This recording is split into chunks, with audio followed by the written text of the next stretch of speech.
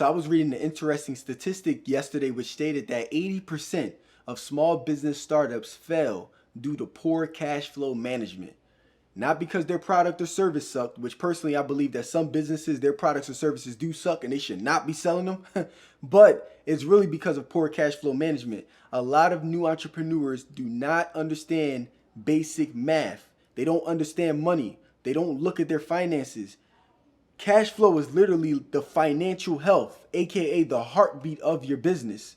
In literal terms, cash flow is, it indicates how much income that you have flowing into your business compared to how much expense that you have flowing out, and knowing the difference between it and getting a profit. You feel me? Having positive cash flow. A lot of entrepreneurs don't understand that. And I'm going to tell you this, it's something that I didn't understand too when I was first in entrepreneurship, so I can understand how true that really is. Like when I first got started in business, I had an e-commerce store. Everybody knows Love Carter, which I still have the e-commerce store still. But when I was so new into it, I started generating a lot of revenue. Like I went from $3,000 in revenue to about $30,000 in revenue, right? But I still was in the same mindset of $3,000. So I didn't elevate myself in understanding finances. You feel me?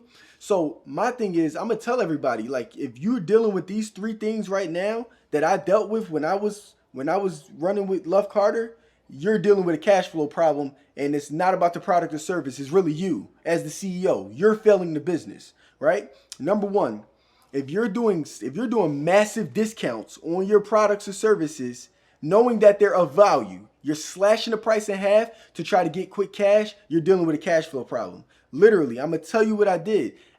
The bracelets that I was selling, the inspirational bracelets, they were really running for about $25 on the internet. Everywhere you went, Etsy, Contraband, every single store, they was running for 25. I had to literally start slashing the price of the inspirational bracelets in half down to about $10, I think, at the most. And I was discounting it out so crazy because I wanted to try to get quick cash grab to be able to cover myself on the first of the month to be able to pay all of my bills, because I had to get paid, my mom had to get paid, my grandmom had to get paid, rent had to get paid. So I had to find ways to cut it down. I was slashing my value just to do that. So you're dealing with a cash flow problem if you're discounting yourself out massively, and that's not a strategy that you started with to begin with, right? Number two, the second thing I had to go with, if you're begging all of your suppliers to extend you credit for all of your merchandise up front, you're most likely dealing with a cash flow problem. I promise you, I called my supplier multiple times and I was begging him on the phone, please, for all the inspirational bracelets, can you just give me a 60-day net? And a lot of people don't know what a 60-day net is. That's basically when my supplier gives me the product up front and I got 60 days to pay him the money back. The dude was like, no, because I just don't trust it. Because I was trying to figure out so many ways to try to finagle around not being able to pay up front for all my products so I could keep more cash to be able to pay all of my bills. Now that didn't work. And number three, the third thing that I did was I was trying to go to PayPal to keep trying to get working capital loans to be able to cover me for immediate expenses.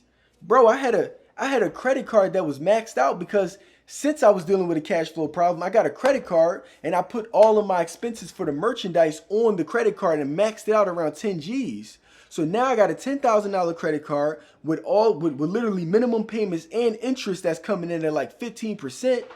And then the credit card's maxed out, which is not good for your credit. You feel me? Because you're supposed to be at a 30% debt to income ratio. So now I'm trying to get that down. I'm dealing with the pressure of that. And now I'm like, damn, I need to go get another working capital loan from PayPal to be able to pay off my actual immediate expense, which is my credit card, and to be able to cover me for the next month's over.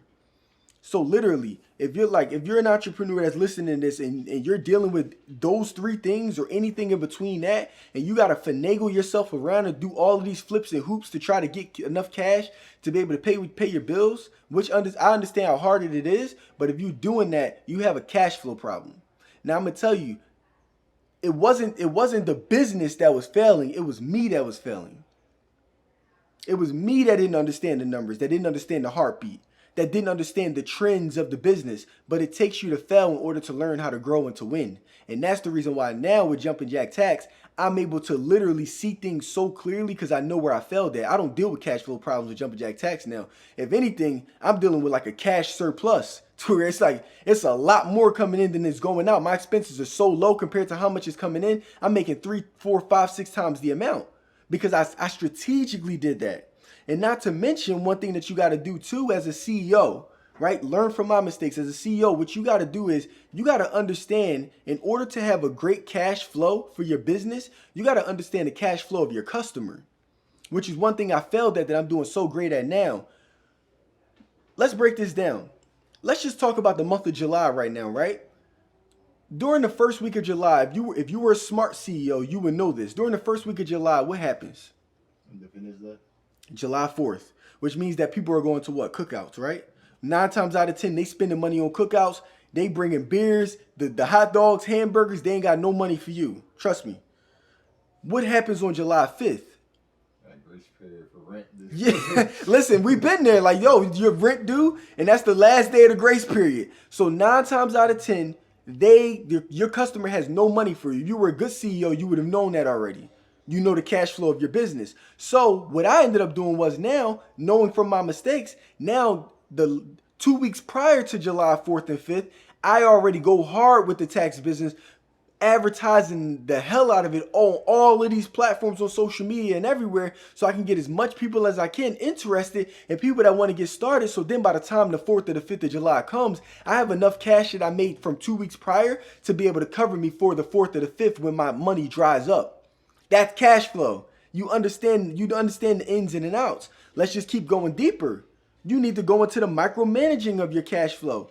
What weeks are the best weeks for me when it comes to whether I got a subscription-based business, an e-commerce business? What weeks am I getting my most spikes? Okay, if my third week is my biggest spike, then now I need to understand that my third week is when I need to focus heavily on advertising, because that is around the time that most of my customers are getting paid. Knowing the pay week of your customers, right? You know the cash flow of them. You will know the cash flow of your business. You know how to feed it. So now the third week is the best week for Jumping Jack Tax. I've been noticing that over the past 3-4 months. So now I said to myself, I need to advertise on week 3 because I need to get more people in, because that's most likely a time when a lot of customers are getting paid.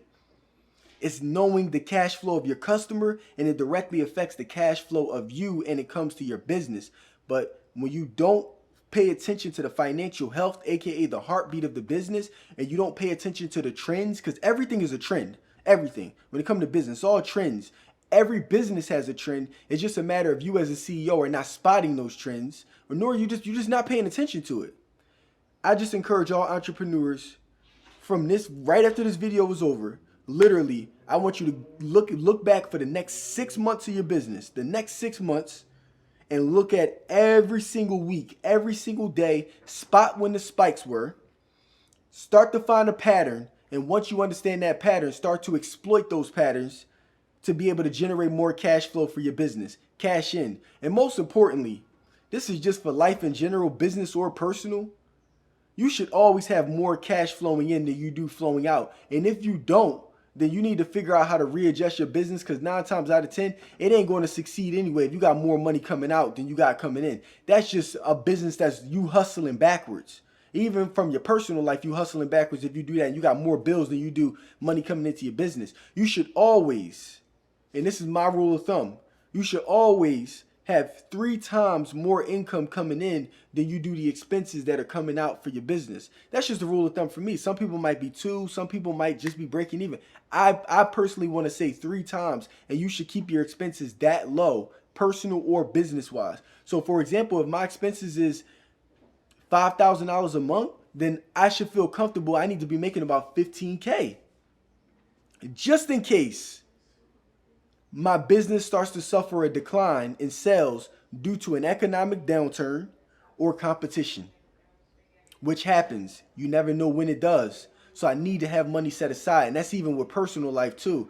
You never want to put yourself in a position to where your rent is literally 60% of all the income that you got coming in, because what's going to end up happening when you have an emergency?